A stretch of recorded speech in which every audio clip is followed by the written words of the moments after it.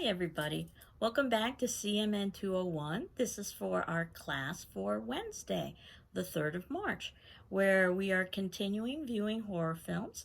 What we watched last class was Cat People, so I wanted to talk about that and prepare us for our next film, which happens to be Invasion of the Body Snatchers.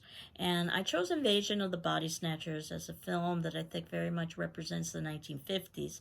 If you've been going through some of the textbook readings, you'll see that they had highlighted another film for the 1950s, and that happens to be The Thing.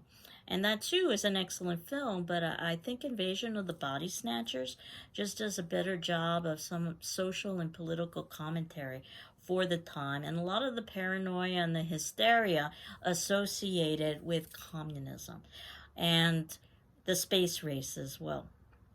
But going back to Cat People, obviously that was supposed to be our representative film for the 1940s. And you can see that there's a level of sophistication with this particular film that perhaps we haven't seen in the films previously. And certainly Dr. Caligari from the 1920s is a representation of the very early days of cinema. So in some ways it could appear to be rather crude just because the technology wasn't present at that time in the way that it was several decades later. Though I think there is some sort of a beauty and mystique to silent films. It requires a different kind of viewing and a different level of attention. So perhaps in some ways it was better that they didn't have the technological capabilities for audio when we saw The Cabinet of Dr. Caligari, because we really had to see how they had to portray message through body movement and through visuals. And the visuals of Dr. Caligari are what are so disturbing and eerie when we talk about the idea of horror film. Not just the German expressionistic jagged edges and unsettling backgrounds, but that use of makeup as well. And when we moved forward to Dracula, we talked about how things were a little bit more sophisticated because now finally we've got ourselves audio, but we don't necessarily have soundtrack at this particular point in time. Though you can see how they took advantage of audio and they also took advantage of lighting, and that Dracula really in some ways is quite a beautiful film visually because of its use of light and dark. And while Dracula may not necessarily be as sophisticated of a film as, let's say, Frankenstein, that was also done in the same period, it is given the status that it has because it is considered to be the first American horror film, because Dracula was filmed before Frankenstein. And also it helped to cement this iconic vision of vampire. And we talked a little bit about how Dracula was based on the Gothic novels. So there's a connection between the literary tradition of the Gothic and horror film and horror cinema. And it was a stroke of genius, perhaps, for Bram Stoker to decide to name his vampire Dracula after Vlad the Impaler, after the son of Vlad Dracul, 1400s Romania, and the Great Barbarian, because it helped to cement the iconic image of what Lugosi has turned into what we think of when we think of vampire, right down to the stilted speech, which was done more out of necessity than anything else because he was learning the role phonetically.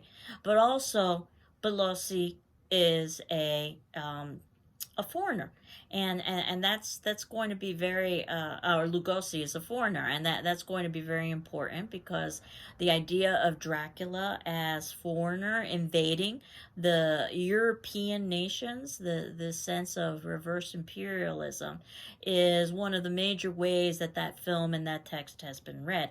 Though, of course, we can always see Dracula as male predatory behavior against female because that's usually the way Dracula is portrayed both in film and also in text.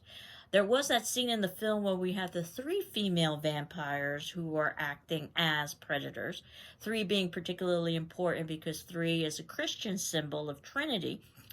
But we see how also those three female vampires were acting without Dracula's permission and basically are pulled back by Dracula. So you could still say that the male serves as authoritarian figure. And we had also talked about how Dracula also works from the sense of living off of the life force of another, whether it be from a psychological perspective. If any of you have ever talked about or have ever heard of psychic vampires, of individuals who seem to gain strength off of other individuals' life forces, or whether you wanted to see it as a symbol of the rich capitalist or proletariat living off of the masses, or you again wanted to see it as the dominant male living off of the female. So there are lots of different ways that you can think of Dracula. And that said, there are lots of different ways that you can also think of Cabinet of Dr. Caligari. And we had talked about how ultimately the frame was added after the fact of Francis being in the insane asylum. And that helped to soften the imagery of Caligari, perhaps representing this German authoritarian government, in some ways kind of prefiguring a Hitler figure that was controlling and manipulating the populace, that was basically sleepwalking or asleep, and that the cabinet itself could be viewed as some sort of a metaphor for opening up the subconscious. But even if you wanted to read that film a little bit more literally, this sense of what is sane and what is insane and what is a reliable narrator is something that we will see embedded in horror films. But now that we've made it up to the 1940s, we can see that we definitely have a much more sophisticated film. And Val Lewton was the director for Cat People through RKO Pictures. And this is in the days when studios basically had control over film. And he demanded artistic autonomy, and he got it. But in exchange, his film had to be 75 minutes long or under, and it needed to cost less than $150,000, which it did. And his production ended up being Cat People. And probably one of the major things about this film that you probably noticed when you were watching is how moody and atmospheric it is. And certainly Dracula is atmospheric with its gothic sets and with its use of shadow and lighting.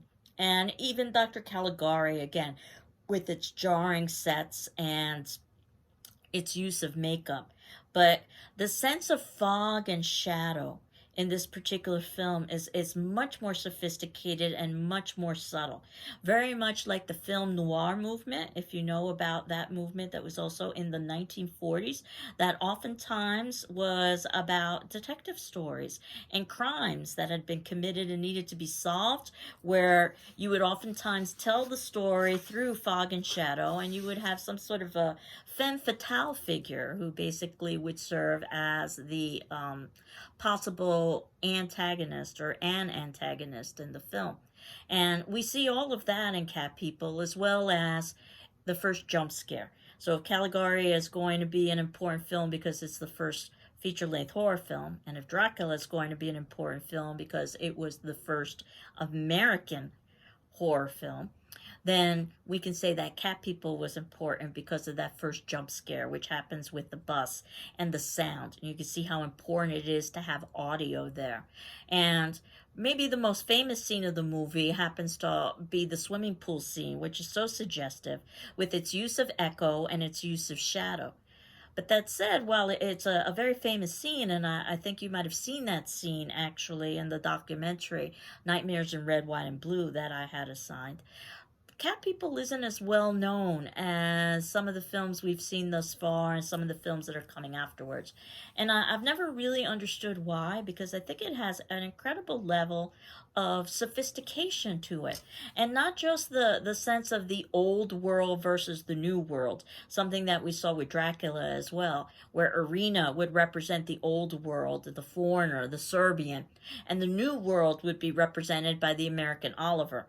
And of course, we see how the American Oliver is trying to tame, perhaps pun intended, the old world Serbian and the difficulties and conflicts that result because of that. But the psychological elements of this particular film. It would be something that Freud would very much be interested in because of all of the possible references to sex and to the anxieties associated with sexuality and with intimacy. And I'd argue that this film is about the terror of intimacy, and not just physical intimacy. And remember that in this time period, the importance of a female to retain her virginity until marriage, and not to basically know much or talk much about sex prior to that point. So marriage, while it was an exciting time, it was also a frightening time, the marriage night and the consummation of the relationship. So there was a good amount of fright that was and anxiety that was associated with it. And I don't know if you noticed that when Irina finally decides that she does want to consummate the relationship, that's when the fire is burning in the fireplace. Again, an image not so subtle about the fire within her that, she's willing to finally share. But the terror of intimacy in the sense that they don't really dialogue with one another, Oliver and Irina. Oliver has a much closer connection to Alice than he does with Irina, and he talks about the friendship that they have, and I'll get to Alice in a moment. But this sense that ultimately, if nothing else, Alice is an American, so she can bond with him in a way that Irina can't necessarily bond with him. And even when Dr. Judd basically says that you should tell a husband nothing, there's this sense of that a relationship comes fraught with danger when there's a certain level of emotional or physical intimacy associated with it. We see this sense of reverse Darwinism in Dr. Judd as well. He's a very interesting character. When we talk about atavism, the reversal to ancient traits and sin, and that's the idea behind Irina as well, that there's some sort of an ancient sin that through folklore and fable will be exhibited through her behavior, that there's some sort of evil within, that there's a duality that's repressed. A kind of Jekyll and Hyde idea that was also something that was examined not only in Gothic texts, but also in Gothic film in the 30s and the 40s as well. And the fear of female sexuality and the fear of female in general, but especially female sexuality, I think is definitely embedded within this particular film. When we see that bird dying of fright, basically because of Irina's power, and what happens when that power is unleashed and cannot be controlled. And it's likened to an animalistic predatory kind of behavior. That's where the cat comes from. And there's a long tradition of this idea of using cat as symbol. If you are familiar with Edgar Allan Poe, then you're probably familiar with the black cat. But the cat as an important figure from a superstitious or supernatural lens, it goes all the way back to Egypt as the cat being portrayed as a kind of god. And if you think about all of the cat imagery in this film, again, I think it's very stylistically quite well done. We've got the clawfoot tub that Irina is in, again, reminiscent of the cat. And I can say that scene was considered to be rather erotic for its time period. The museum boat head, which also looks like a cat. When Irina's on the sofa and she basically slits the sofa with her nails, much like a cat would do, this uncontrollable creature. And the female panther that was likened to having female screams, and one could say that too is likened to a moment of eroticism. The cat woman who also visits Irina and Oliver right after their marriage is also quite interesting, wearing a fur coat so that she's supposed to have the image of cat, and it's something that we see Irina wear as the film progresses. Some scholars have talked about the Catwoman as perhaps representing a possibility of lesbianism, as she talks about her sisterhood with Irina. Personally, I think that's a bit of a stretch. Certainly, this film has lots of sexual and erotic elements to it, but I don't necessarily think that it goes to that particular point. I think what it does go to is the literary quote that we've been given by John Donne, who happens to be a rather famous British poet. And the quote we're given in the film is, "But black sin hath betrayed to endless night my world both parts, and both parts must die." The sense of the duality within individual, I think, is a much more stronger message within the film, and as well the message of the fear of female. Than anything in terms of a Catwoman having some sort of a possible erotic relationship with Irina, because the scene is so brief and it really isn't developed further. But if we wanted to take the image of Cat further, what the relationship that Irina has with Alice is nothing short of a cat fight. And in fact, according to those on the set when this was filmed, the two actors who played these two roles really disliked one another. So much of the tension we see between these two actors, I think it's less acting and more realistic than anything else. But of course, the character Alice is a real competitive threat for Irina, and I'd say Alice is quite predatory if we were going to use animal imagery, more so than Irina could ever be, because she knows darn well when she says that she's a new kind of other woman that she's taking advantage of a possibility with Oliver because he's having some marital issues. He has the time and to spend with her because they're both in the workplace.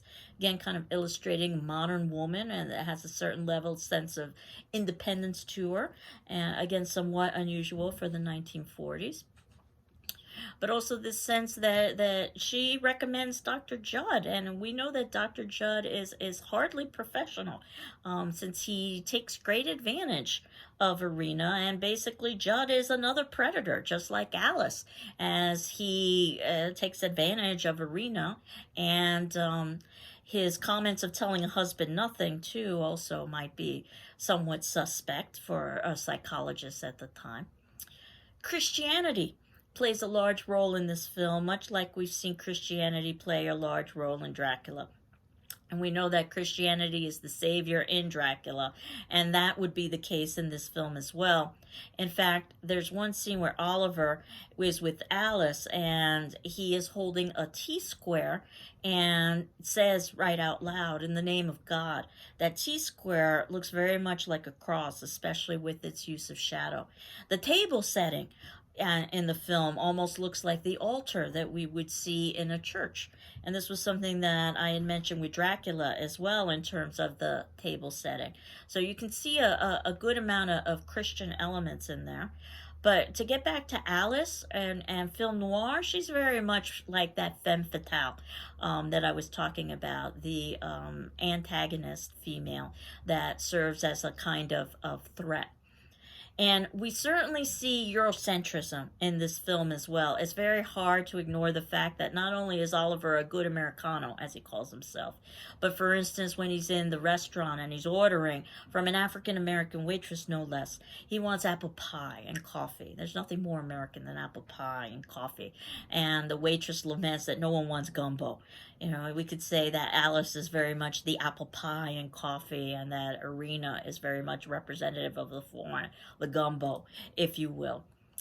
The symbolism of the film, I think it is downright genius when we've got the opening scene with the brownstone, the idea that what is behind the facade of the brownstone, the key to the cage, and this sense of being entrapped, and perhaps Irina's passions being trapped, and opening up the cage and releasing the sexual frustrations, or if nothing else, releasing some of the passion and the anger that perhaps has been repressed.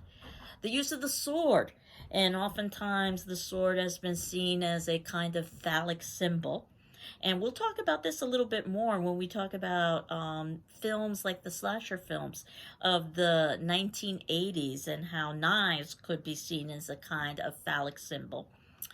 Even the cat is named John Paul Jones, who was an American Revolutionary War hero.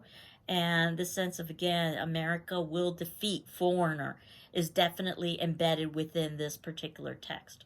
So we get in this folk tale, because in many ways it is a kind of folk tale, images of dark and light, and evil versus good, and sexuality versus chastity. Lots of duality here, and we know that in horror film you oftentimes, and in the Gothic, you see a good amount of duality, whether it be in the doppelganger, which happens to be the literal double that someone might have, or just the doubling of tales. We saw something like that when we saw the Cabinet of Dr. Caligari, a tale within a tale, so to speak. Or Caligari being more than just a magician, but he also happens to be the asylum director. So the multiple roles we play. Or again, the multiple personalities that we can have, whether or not it be good or evil, and how we try to repress evil, and how ultimately that is unsuccessful. So if you know anything about Freud's id, ego, and superego, where a superego is conscience and id is base desire, the ego is supposed to manage the two. And in this particular film, we see the extreme from one to the other without a balance between the two. And you even see doubling in Dracula, because basically what Dracula is trying to do is to create another version of himself, or another version of his kind, which happens to be the vampire. So those are just some of the things that I wanted you to consider in relation to cat people. And as you know, we're at the point of the semester where basically you've got a journal due on the previous film. So your journal now happens to be on the previous film while we move forward to talking about the next film. So your journal is on Dracula. If you haven't had a chance to submit it in yet, you should. And then we are moving forward to Invasion of the Body Snatchers. And as I indicated, Invasion of the Body Snatchers, I think, is a wonderful examination of paranoia. And it's a great political commentary for the time period. And it also is a great commentary on the idea of foreigner and alien. So I hope you enjoy that particular film. There was a remake that was done of that film. And as is usually the case, I think the original is usually better than the remake. You can certainly find lots of remakes of Dracula, and you can find a remake of Cat People too that was much more overtly sexual. But I think what you will see with Invasion of the Body Snatchers is a nice lens into the world of 1950s America, where we begin to see the collapse of this idea of the American dream. So I hope you're doing well. I'm doing well. I'll give you some final thoughts or commentary on Cat People. And today's attendance question for Invasion of the Body Snatchers, which would be due Thursday at 6 p.m., and that would be due on the 4th of March, is what do you think the main message is in Invasion of the Body Snatchers, and why? And there are multiple messages embedded within this particular film, but what do you think is the main message in Invasion of the Body Snatchers, and why? See you next week. Take care. Bye-bye.